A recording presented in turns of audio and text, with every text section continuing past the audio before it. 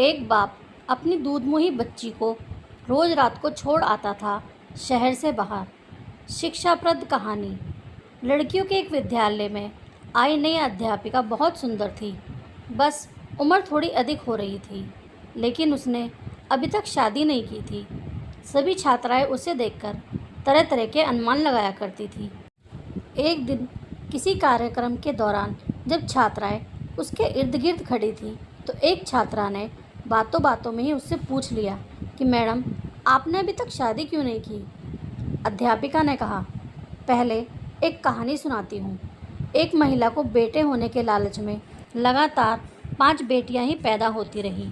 जब 6वीं बार गर्भवती हुई तो पति ने उसको धमकी दी कि अगर इस बार भी बेटी हुई तो मैं उस बेटी को बाहर किसी सड़क या चौक पर फेंक आऊँगा। अब वह महिला अकेले में रोती हुई भगवान से प्रार्थना करने लगी, क्योंकि यह उसके वश की बात नहीं थी कि अपनी इच्छानुसार बेटा पैदा कर देती।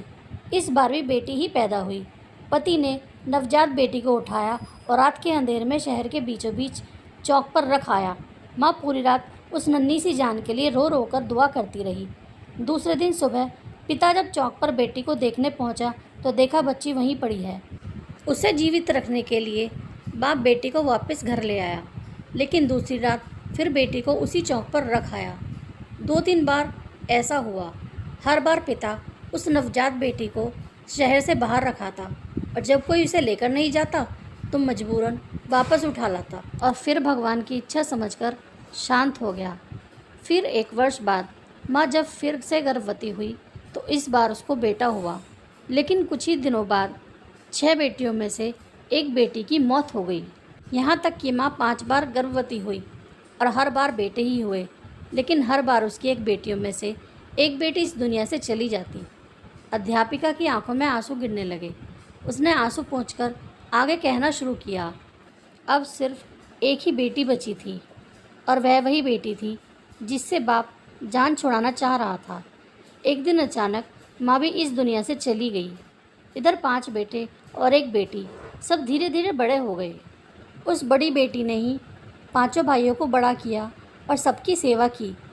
अध्यापिका ने फिर कहा, पता है वह बेटी जो जिंदा बची रही मैं ही हूँ। मैंने अभी तक शादी इसलिए नहीं की कि मेरे पिता अब इतने बूढ़े हो गए हैं कि अपने हाथ से खाना भी नहीं खा सकते, और अब घर में कोई भी नहीं है जो उनकी सेवा कर सके।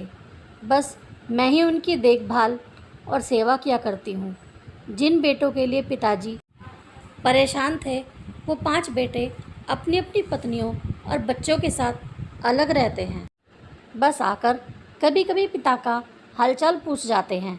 वह थोड़ा मुस्कुराई, फिर बोली, मेरे पिताजी अब हर दिन शर्मिंदगी के साथ रो रो कर मुझसे कहा करते हैं, मेरी प्यारी बेटी, जो कुछ मैंने बचपन में तेरे साथ किया उसके लिए मुझे माफ़ कर देना। एक बेटी के बाप से प्यार के बारे में एक प्यारा सा किस्सा यह भी है।